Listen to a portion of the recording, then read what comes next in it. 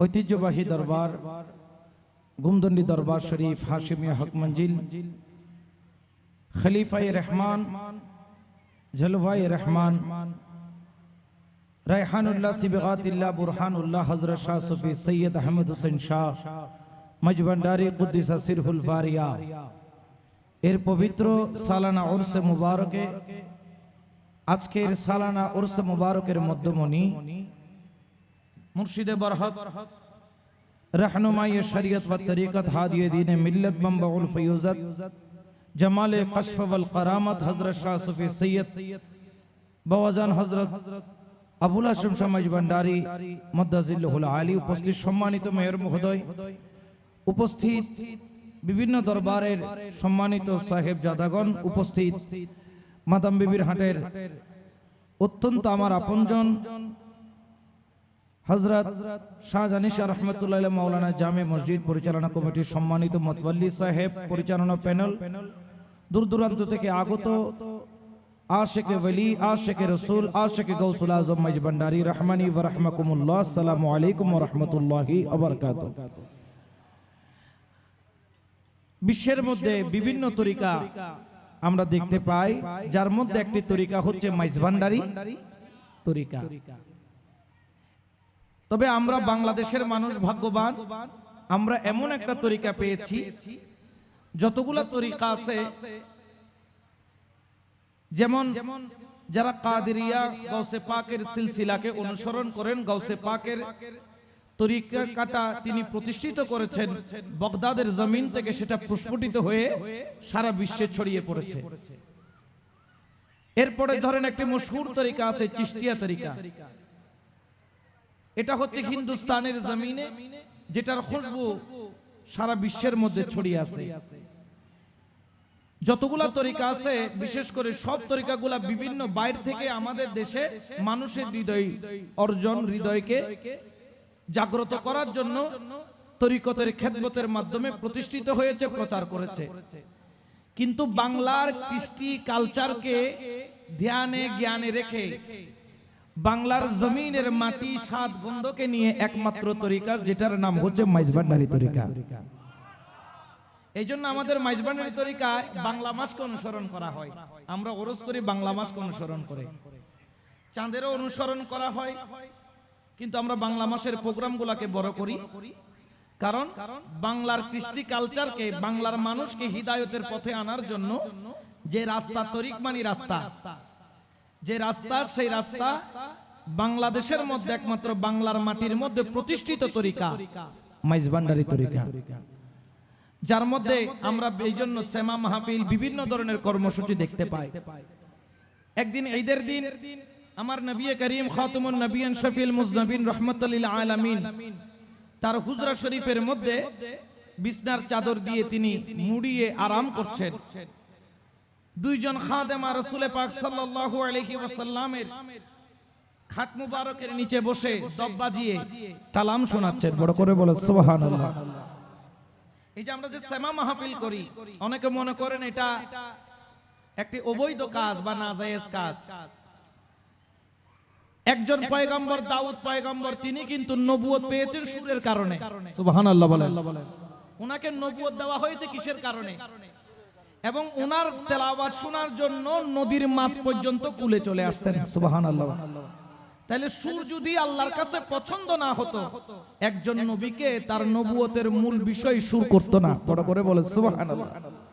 সুর দিয়ে যখন রাসূল পাককে যখন বাদ্য বাজিয়ে, দব বাজিয়ে যখন সামা শোনাচ্ছেন, সিদ্দিক আকবর প্রবেশ করলেন, এসে বললেন, রাসূলের ঘরে শয়তানের বাজনা,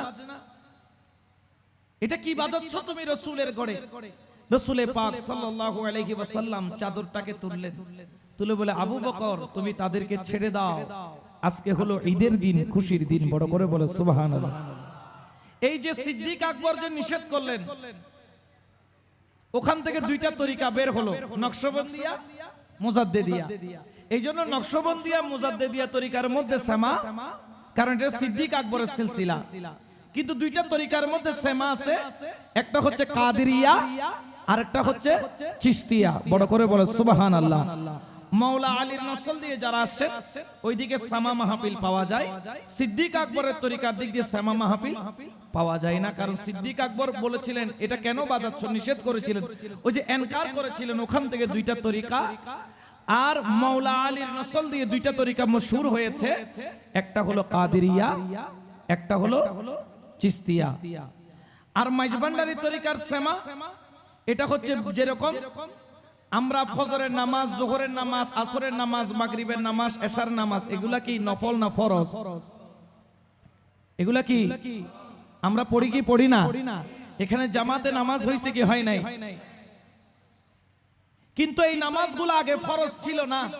এটা বিভিন্ন নবীর, যেমন ফজরের 2 রাকাত নামাজ আদম আলাইহিস সালাম যখন আল্লাহর কাছে যখন আখিরি নবীর উসিলায় মাপ চেয়েছিলেন, হে আল্লাহ আমার ভুলকে তুমি ক্ষমা করে দাও, গুনাহ নয় ভুল, ওনার একটা ভুল হয়ে গেছে, খাতা হয়ে গেছে, আল্লাহ আপনি আমাকে মাফ করে দেন। যখন আসমানের দিকে তাকালেন 350 বছর কান্নার পরে, তখন তিনি দেখতে পেলেন লেখা রয়েছে লা ইলাহা ইল্লাল্লাহ মুহাম্মাদুর সাল্লাল্লাহু আলাইহি ওয়াসাল্লাম। এই কলমা যখন দেখলেন, ওই কলমার উসিলায় ক্ষমা চাইলেন। আল্লাহ পাক রব্বুল আলামিন আদম আলাইহিস সালাতু ওয়াস সালামকে তার ভুলের জন্য মার্জনা করলেন এবং মা হাওয়ার সাথে একটা সাক্ষাতের ব্যবস্থা করলেন, জগৎকে আলোকিত করলেন। শুকরানা আদায় করার জন্য 2 রাকাত নফল নামাজ পড়েছেন, ওটা উম্মতে মুহাম্মদের জন্য ফরজ করে দিল, যাতে আদম আলাইহিস সালামের আল্লাহর দরবারে ক্ষমা চাওয়ার যে দৃষ্টি আমরা যেন ভুলে না যাই। বড় করে বলে সুবহানাল্লাহ। ঠিক জোহর, আসর, মাগরিব, এশা, এরকম।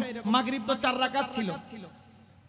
আইয়ুব আলাইহিস সালাম উনার গায়ে যখন পোকা হইল, 17 বছর খাইলো, আল্লাহ যখন একটি বৃষ্টি দিলেন, বৃষ্টির পানি একটি ছড়ার মধ্যে জমা করলেন, বললেন আপনি এখানে ডুব দেন।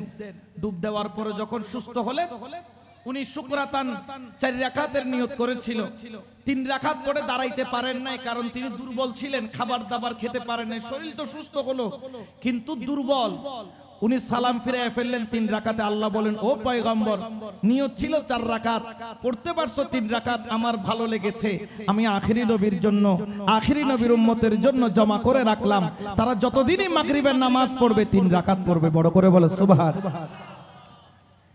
অন্য নবীর শরীয়ত নফল ইবাদত আমাদের জন্য ফরজ করে দিলেন, যেমন কুতিবা আলাইকুমুস সিয়াম কামা কুতিবা আলাল লাযিনা মিন ক্বাবলিকুম লাআল্লাকুম। আল্লাহ পাক বলতেছেন আমি তোমাদের উপর রমজানের রোজাকে ফরজ করেছি, যেভাবে তোমাদের পূর্ববর্তীর উপর কি করেছিলাম, অন্য নবীর উপর ফরজ করেছিলেন, ওটা আমাদেরকেও দিয়েছেন। অর্থাৎ অন্যান্য নবীর ভালো গুণগুলাকে, যেমন আপনার সামনে অনেকগুলা খাবার আছে, যেটা আপনার কাছে বেশি পছন্দনীয় হয় সেটা আপনি পাতে তুলে নিলেন। আল্লাহ অন্যান্য নবীর যতগুলা ভালো আমল আছে এগুলাকে সংগ্রহ করে উম্মতে মুহাম্মদীর ঝুলির মধ্যে দিয়ে দিলেন। বড় করে বলে সুবহানাল্লাহ।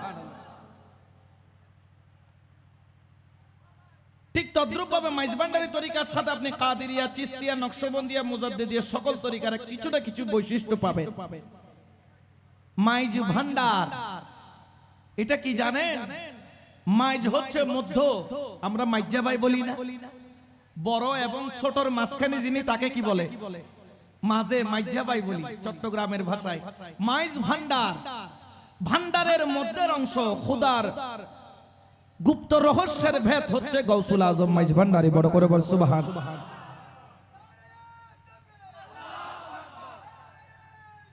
ইয়া রাসূলুল্লাহ, ইয়া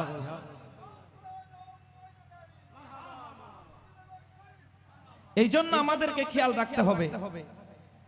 আমি মাইজভান্ডারী তরিকায়, সেজন্য আমি আরেক তরিকাকে ঘৃণা করব, এটা কখনো গৌসুল আজম মাইজভান্ডারী শিক্ষা। যেমন আমাদের এখানে সামা হলো, কোন নারী এখানে দেখা গেছে, কোন মেয়েদের আনাগোনা আছে, কিন্তু এখানে আজকে হাজার হাজার মহিলা আছে, আপনাদের চাইতে মহিলা আরো বেশি, কিন্তু আপনি তাদেরকে দেখারও কোনো সুযোগ। এটাই হচ্ছে মাইজভান্ডারী তরিকার পর্দার বিধান। পর্দার এই যে তরিকায় মাইজভান্ডারিয়া, যে অনেকে বলেন যে বেপর্দা, এটা হচ্ছে সম্পূর্ণ বানোয়াট, মিথ্যা কথা। মহিলারাও কিন্তু সামা মাহফিল শুনেছে, তাদের এখানে প্রজেক্টর আছে, তাদের মধ্যে তারা রয়েছে। এইভাবে যদি সামা মাহফিল হয়, এগুলা নিয়ে বিতর্ক করার কোনো সুযোগ। কিন্তু কিছু কিছু জায়গায় দেখা যায় সেমা মাহফিলের নামে মদ গাঁজা বিভিন্ন ধরনের বেহায়াপনা, এটা মাইজভান্ডারও সমর্থন করে না, আমরাও সমর্থন। এই জন্য আমাদেরকে খেয়াল রাখতে হবে। এই সেমা মাহফিল এটা বড় আদব, আমার খুব ভালো লেগেছে। আপনারা আদবের সাথে জিকির, মিলাদ, কিয়াম, সেমা উপভোগ করেছেন, অনুধাবন করেছেন, এবং শুধু এখানে তালের সাথে আপনি মাথা হিলাইলে হবে না, কালামের প্রত্যেকটা অনুসরণ, কথার বাস্তব অনুসরণ আপনাকে করতে হবে। এই জন্য আমি এই দরবারের যারা দূর দূরান্ত থেকে এসেছেন শুকরিয়া আদায় করছি। আর এই সেমা মাহফিল এটা রসুলে পাক শুনেছেন, গৌসে পাক খাজা গরিবে নওয়াজকে নিয়ে শুনেছেন, হযরত মাহবুবে খাজা গরিবে নওয়াজ শুধু নয়, মাহবুবে ইলাহি নিজামউদ্দিন আউলিয়া রাহমাতুল্লাহ আলাইহি শুনেছেন। শুধু তাই নয়, হযরত খাজা কুতুবউদ্দিন বক্তের খাকি রাহমাতুল্লাহ আলাইহি এই সেমার মধ্যে 3 দিন জিকির করতে করতে, ঢোল বাজাইয়া সেমা করতে করতে ঘাম ঝরতেছে, ঘামের প্রতিটা ফোঁটা আল্লাহু জিকির করতেছে। আর যখন ঘাম ঝরতে ঝরতে আর কোনো পানি নাই, শরীর থেকে লোমকূপ দিয়ে রক্ত বের হচ্ছে, রক্তের ফোঁটা জমিনে পড়ে আল্লাহু হয়ে যায়। বড় করে বলে সুবহানাল্লাহ। এরকম 3 দিন তিনি সেমার মধ্যে হালতে ছিলেন, তৃতীয় দিন তিনি ইন্তেকাল করলেন। ইন্না লিল্লাহি ওয়া ইন্না ইলাইহি।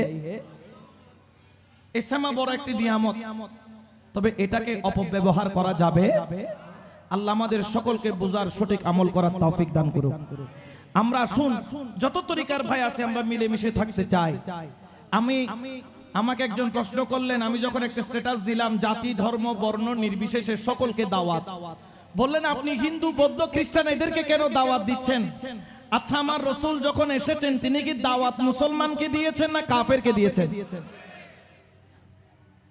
তো হিন্দু বৌদ্ধ খ্রিস্টান এদেরকে যদি দাওয়াত না দেয় তারা কি হেদায়েতের পথে আসবে? এই জন্য মাইজভান্ডারের দরবারের দরজা সবার জন্য খোলা। এটা নিয়ে অনেকে বিতর্ক করেন, এখানে হিন্দু বৌদ্ধ খ্রিস্টান জাতি ধর্ম বর্ণ নির্বিশেষে কেন আপনারা দাওয়াত দিবেন? আমি বলবো আমরা দাওয়াত দেই তাদেরকে এই কারণে, তারা যখন আসবে ওলি আল্লাহ চিনবে, তখন তারা কলমা পড়ে মুসলমান হয়ে যাবে। বড় করে বলে সুবহানাল্লাহ। এটাই হচ্ছে আমাদের কাজ, এটাই হচ্ছে আমাদের ডিউটি।